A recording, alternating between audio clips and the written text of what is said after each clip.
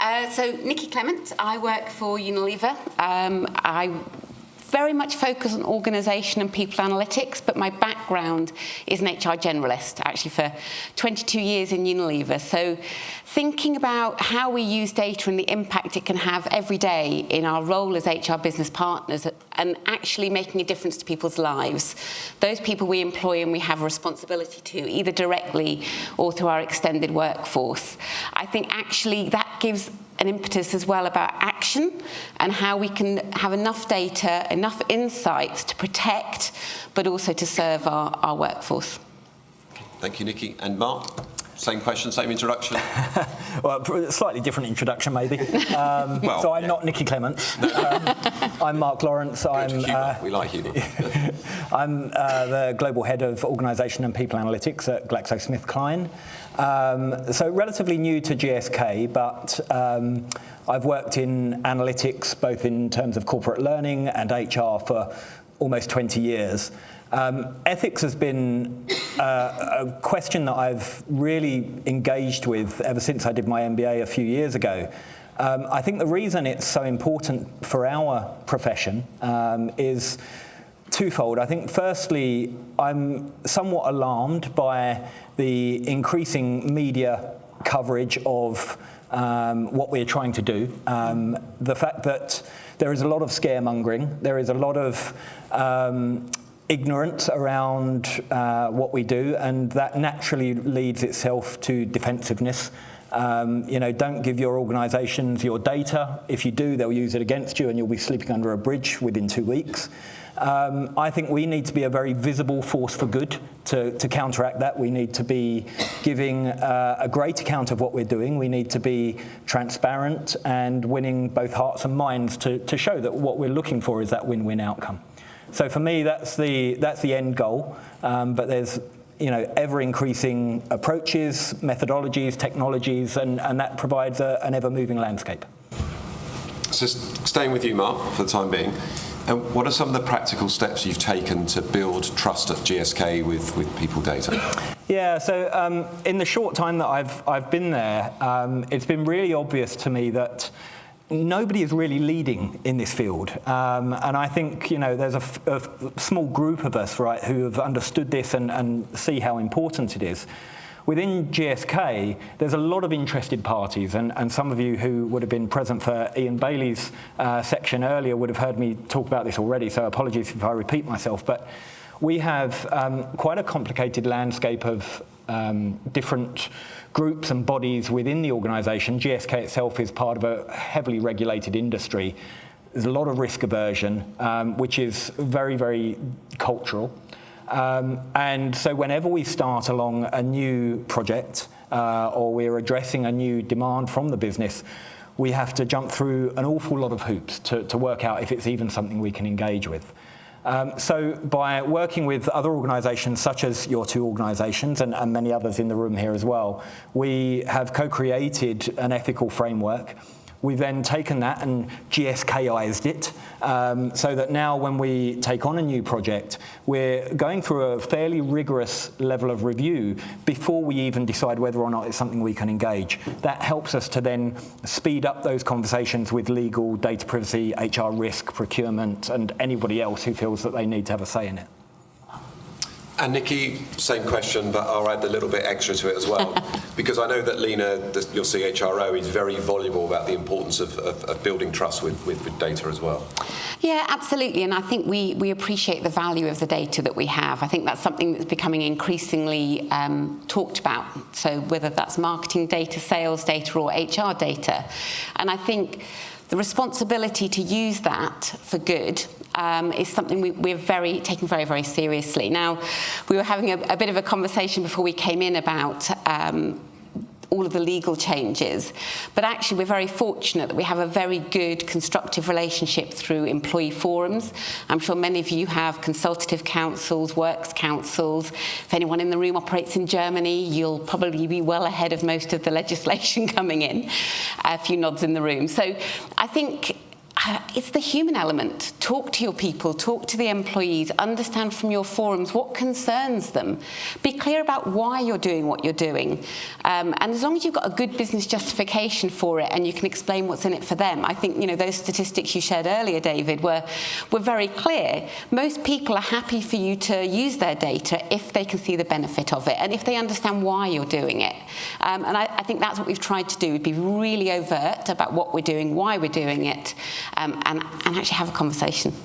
So don't do people analytics sort of behind the wall, actually involve your employees and representative groups in it and be transparent about what you're doing. Absolutely. And I think that's a very easy thing to say. It's a really difficult thing to do because you want to, explore, you want to do the sort of research and development side, and until you really know what the benefit is, it's hard to sell it. But I think, working with your data protection officers or getting some really good advice up front, keeping any sort of real research to a very, very small group of people.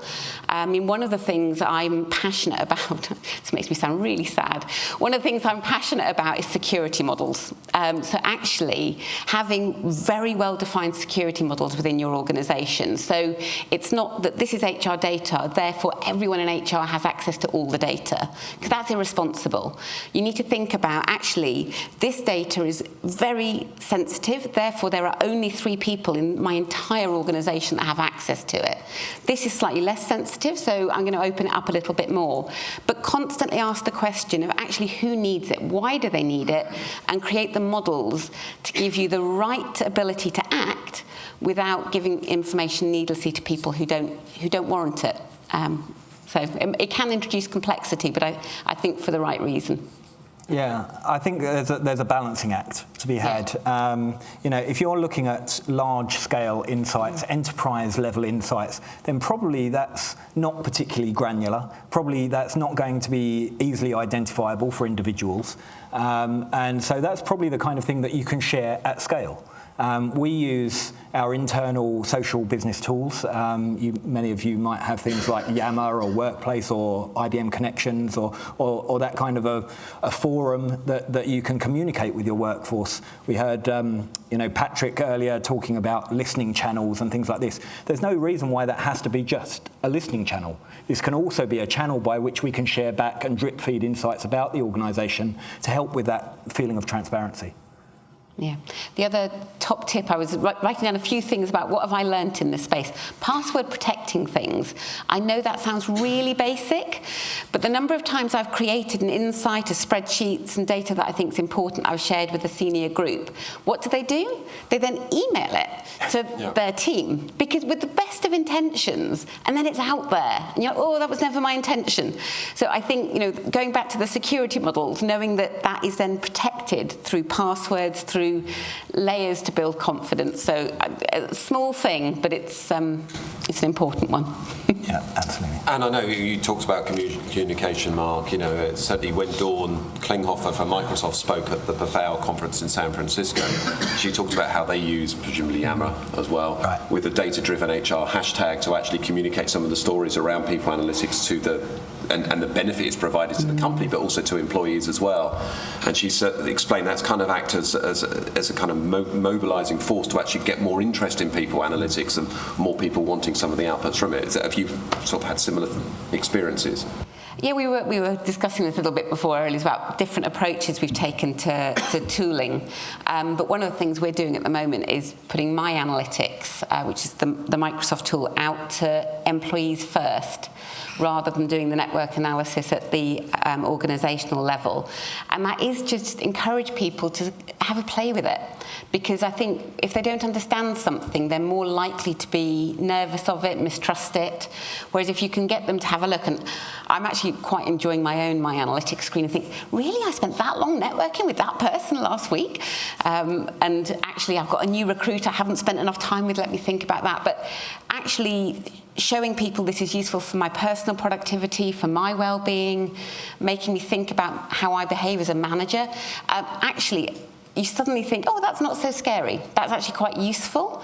And then you start to humanise the data. You start to help people understand the benefit. And you talk to them on a level that, okay, yeah, that makes sense. So that helps. Yeah, I absolutely agree. I think the more normal this becomes in the organisation, the more that people who aren't traditionally party to HR data or HR insights, the more that they see this, the more normal that becomes. But equally, we're in a position to help nudge those behaviours in how people actually use this data. You know, what we don't want is for people going rogue, people, you know, taking a certain level of insight, misrepresenting it, potentially discriminating against people around them. I think the more that we can control the way in which data is shared and the way in which we approach certain use cases, especially as a community, you know, building out best practices, then I think that helps to engender that organisational behaviour going forward. So this is not just about how we respond today to things like GDPR, but this is very much about how do we want to behave as a profession going forward. You mentioned GDPR. So it's nearly the year anniversary of when it came into full enactment. I'm interested to, because there was a lot of fuss about GDPR before it happened and a little bit of fuss just afterwards. Much less fuss now. And I'd be interested in what impact did it actually have on your work and what has been any positive or negative impacts on employee trust with regards to people data? I think it's got us talking about it more, if I'm honest. I think we're very fortunate that we had the right level of conversations in place already because we operate in Germany, because we have those employee councils in place. We were actually in a relatively good position, but it did get us to brush up our security models. It did get us to challenge much more of, okay, we know why we collect it and why we share it, but can we document it and can we be confident that people would respond in the same way that we think they would?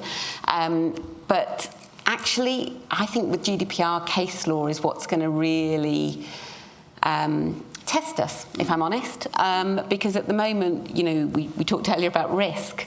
You know, you take a judgment call. I think from what I understand of the legislation, that this is a responsible course of action.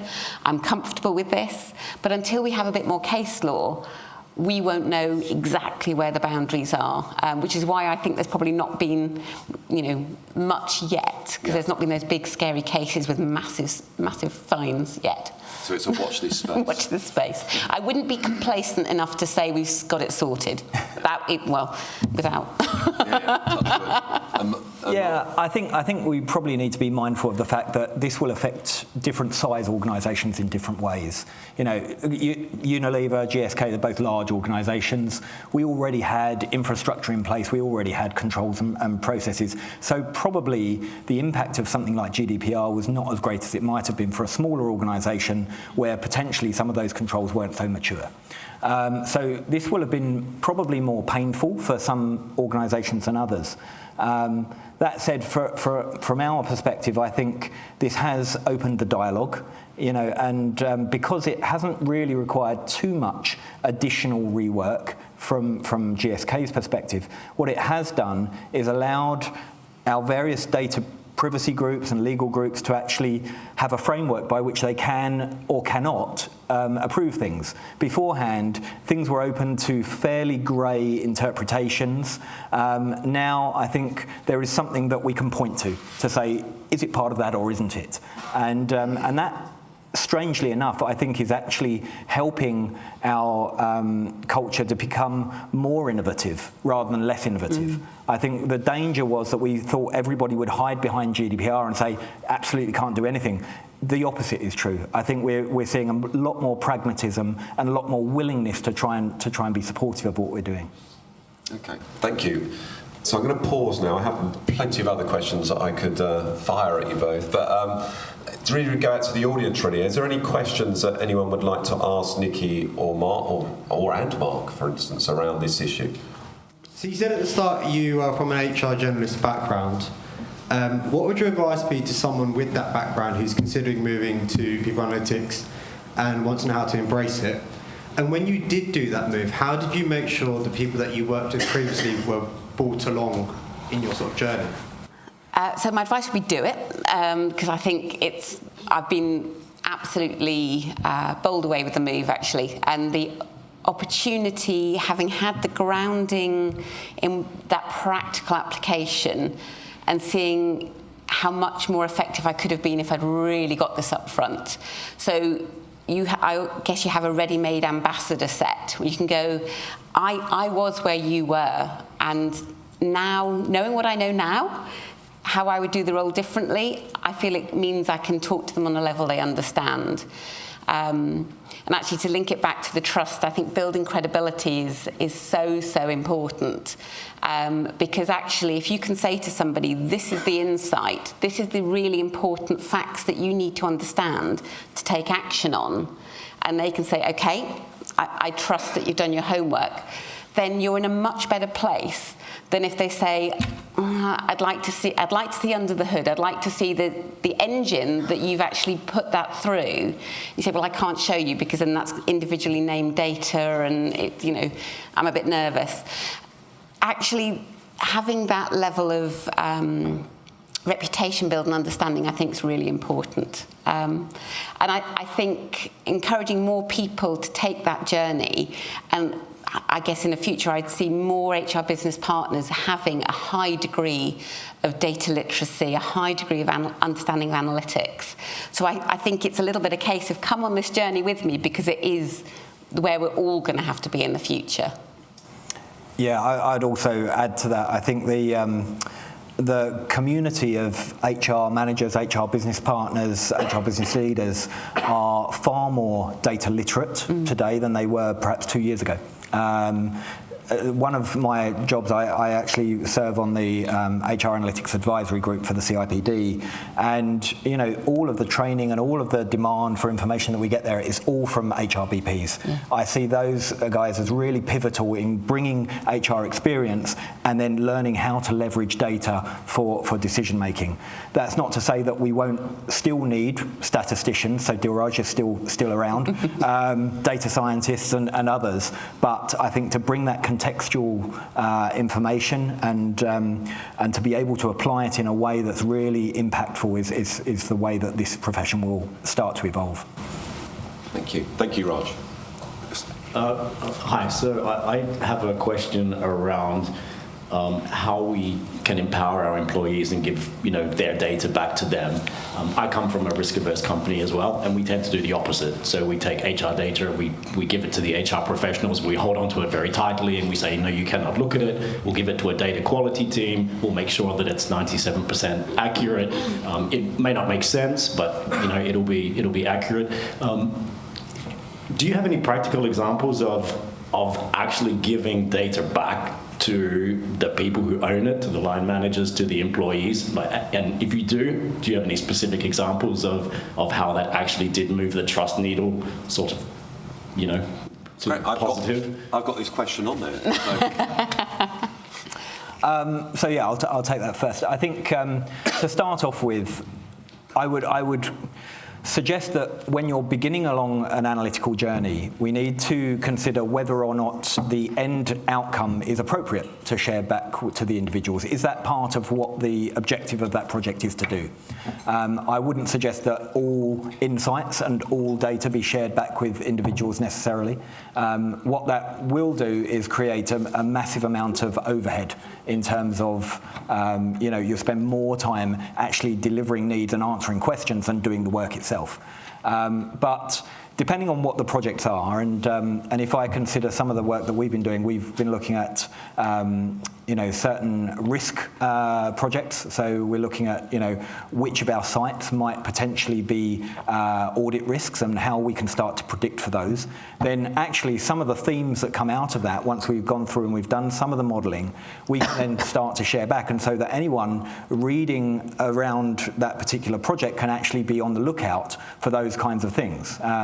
It could be a health and safety issue, it could be an issue with the way different teams interact, but without us sharing that back through the appropriate channels, and when I talk about appropriate channels, yes, there is our kind of social business tools, but equally, if there is a need for it, we would go through an action planning process, a change management process to land those insights back with the business through our HR community, our HR business partners working in concert with business unit leaders. The other area that I would also consider is what is the objective in terms of the end deliverable? So, very often I think analytics teams fall into the trap of becoming dashboard factories or advanced reporting teams. But I would suggest that not every project needs to end up as a dashboard. Really, again, you run the risk of spending a lot of time maintaining tools, whereas actually it's about how we deliver the insights for decisions, how we actually change the business based on new knowledge.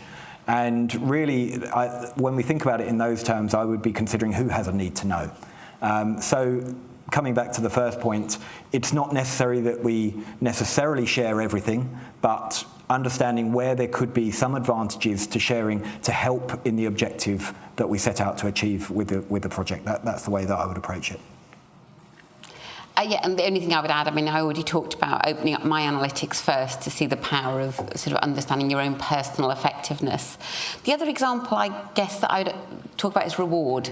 So actually demystifying somebody's own reward package has huge organisational benefit as well. So expecting someone to work out that my pension is worth this, my healthcare benefit's worth this, my salary's worth this, and my bonus, which I probably get, but actually pulling all the different pieces, the gym membership. We don't quite put the free fruit in the canteen on there, but we put a lot of things on there because actually we're very aware that everyone has a choice. If they want to work for Unilever, we very much hope they stay, but it's an active choice. And just going on base salary, they may make a choice for another company that pays more on base pay, but actually do they understand their full compensation? Keeping that hidden doesn't help us. Actually, it helps us to be as transparent as we can about their own personal reward. So we've done a lot of work around that. Around well-being, actually, we get people to understand more about their own well-being and have access to their personal data and personal reports that we never see. And actually, that's one area that makes me so nervous. I'm like, I don't want any well-being data. I'm going to keep that well away from me. Because actually, you want people to access it and trust it and know that it's for their personal use only. And when you're going to do things like surveys, I think you can give them, if you're doing an employee survey for a particular purpose, you can give them back their personal report of how they've answered it and what that means, as well as the company aggregate. So I think you can make sensible choices about how you share things back. But I think if you're doing that, you should be really clear. So this is your financial information. This is why we're sharing it with you, and of course we have access to that. This is your well-being data. This is your access to it, and we go nowhere near it. That's all just for you. This is survey data. It's not anonymous, it's confidential. Therefore, you can see it, but also we can use it in this way. But just being very, very clear. I think that's how we would approach it. Great.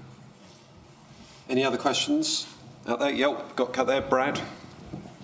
It's loud. So quick question. So you talked about how you've already had strong frameworks for like GDPR, Works Council. You mentioned Germany, which now you have a data privacy office as well. So do you take those standards and apply them to all employees equally when you're making a decision on a new project? Or do you find yourself maybe eyeing things like US, which doesn't have the same standards to do pilots to demonstrate value before you go and work through that? So if you could say a little bit more around, like, how do you execute on your projects against that framework, where prioritization against these objectives may have looser standards geographically? Such a great question. And I think because we're a global organisation, we always start with can we deploy this everywhere? And I really don't want to get into the place where, we'll deploy it everywhere except Germany, because I don't think that's helpful. And actually what we found with Works Councils, as long as you have the conversation, as long as you talk to them and actively engage them, maybe it'll take a bit longer, but actually they're normal. They're human beings. They're reasonable people. So actually, if you can justify to them the value, then actually you're probably in a better standing overall. So honestly, we may pilot somewhere where we can go faster, but we wouldn't deploy something that we're not confident that with the right consultation that we'd get through the Works Council. Yeah, if I can add to that, we take a slightly different tack. So we do sometimes pilot in areas where we know we can, but it's not driven by whether or not it's Works Council related. What it's driven by is where is the business need. the business need isn't always at the organisational level. Sometimes it's a particular segment or a particular demographic. So we would start out our initial analysis and our kind of assessment of whether or not we can engage with the project by actually looking at the problem in isolation. Can we fix that problem in that particular area at this particular point in time with or without too much risk? And then we would look at the ethical aspect after that. So slightly different approach, but probably the outcome is similar. Thank you. As a follow-on, just to give energy back to your comment about Works Council, it was kind of more trial by fire. I found we learned the hard way that if you come and bring the Works Councils along the journey, they're more likely to buy in than if you show up with a big solution and say, hey, I want to deploy this. So I totally agree with what you said. I fully agree. I actually have a data protection officer that loves going to the Works Councils. And it's just brilliant because, it may not even be because we're launching something new, but it's just having the conversation, talking about data. So I'd love to hear your example as well. And I think there was a question just behind as well. Yeah. Hi. We've heard a few people today talk about storytelling within data analytics. Have you got any examples of where you've used storytelling successfully to build trust and credibility in a business? Yeah, so I think it is the start of most analytical projects, and without wanting to bang the credibility gong, I think we do still have certain challenges to credibility when HR is working with fairly complex levels of analysis. There is always somebody who thinks they know better based on their gut reaction, based on their years and years of experience, and actually they may or may not, right? And analytics is about exploring that more deeply. When it comes to storytelling, I think there is an aspect of relationship building. So to the gentleman's earlier point, with Works Councils, for example, bringing them along on the journey, we do exactly the same with our sponsors and with our senior stakeholders to help them feel bought in, to help them feel like they are engaged in not only the initial decision-making process, but actually when we go round in this kind of business partnering model whereby we understand the business issue as deeply as we possibly can, we go off and we check something with the data. Does it stack up or doesn't it? We come back to that relationship and we say, here's what we found. Does it work or doesn't it? Based on your years and years of experience and your deeper knowledge of your area of the business.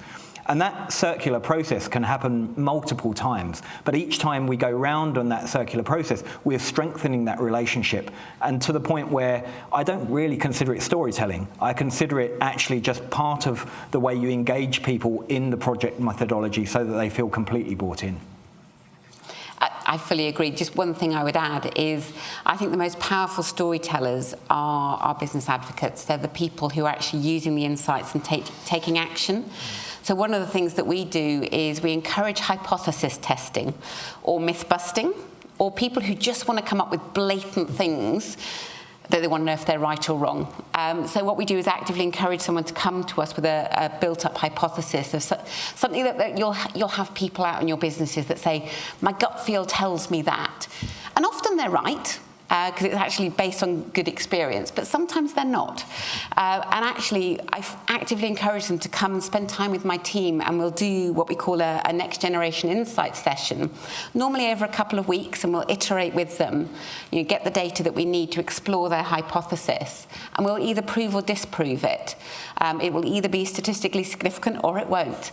And actually, then you're building a compelling story from a base, and whether they are right or wrong, they normally leave happy because they know that actually they've misunderstood something and they need to not do that or actively go and myth bust that elsewhere, or they do have a great case and they can talk with more confidence about their story because there's data to back it up. Either way, it's a great way of doing it. Oh, thank you. We're moving to the end of the panel, so I'm going to ask the last question because, hey, I can. I'm the moderator. So if we think about some of the emerging tools and technologies and new data sources or emerging data sources that are coming into your kit bag, as it were, what excites you most about that from a people analytics perspective, but what is your biggest concern from a trust perspective? Well, so here I've got two hats, right? There's the data geek, which gets very excited about the art of the possible. You know, we've seen a lot today about organisational network analytics. We've seen a lot of really cool insights brought to us through aggregation tools and things like that. You know, some of these things which are now available off the shelf that we can point our data to and instantly get some insights. That's incredibly exciting. It's going to really accelerate what we can do. And you know, for me, as something of a purist, I'm very aware that some of our projects can take a long, long time, right? To go through the initial business issue identification, go out and grab the data, understand it to the point where we can actually start analysing it in a way that's credible, and then bringing that back. I think the concern that I have, and probably something that we need to work really actively with our vendor partners over, is making sure that any kind of correlations or interdependencies found between different data points actually stack up contextually. Because what we don't want is for people to start identifying patterns that may be spurious or may be taken out of context for the actual example at hand. So I think there is, you know, some amazing stuff available at the moment. We just need to, as a profession, get really good at using it in a methodical fashion. Yeah. Oh gosh, when I started in this role 3 years ago, there was very little out there. And what there was really expensive. And what we did was a lot ourselves. We did a lot of in-house, and I have a great team of data scientists. I'm very lucky that, you know, we've done a lot from the ground up. So what's great now is finding all these amazing tools out there to say, actually, we've proven the case, we've found this is valuable. I'm now going to give it to someone who can do it at scale for me in a very responsible fashion. And then I can free up my team to go and do the next iteration, explore the next thing. The thing I'm most concerned about, because there is so much out there now, is that we do it responsibly, and actually not just from a security point of view, but a business need point of view. The number of conversations I have about a cool tool, somebody comes to me and says, I've seen this amazing tool, what can we use it for? And I was like, okay, that's the wrong question to start with. Let's put the cool tool down, step away. What's your business need? What's the problem you're trying to solve? Let's start with that. Actually, what are the challenges you're facing in the business at the moment? Let's start with that, do some diagnosis, understand exactly what you need, and then let's go and find some cool tools. But please, please don't come to me with a cool tool first and say, how can we use it? Although I do love exploring cool tools too. So I have to moderate my own behaviour as well. Nicky, and there's plenty of cool tools downstairs. So. Loads of cool tools. So, Nicky, Mark, thank you very much. Nicky, you're speaking tomorrow morning. I am. You'll hear more of Nicky tomorrow. We're talking about some of the stuff that you've been doing at Unilever. So thank you both very much. Welcome. So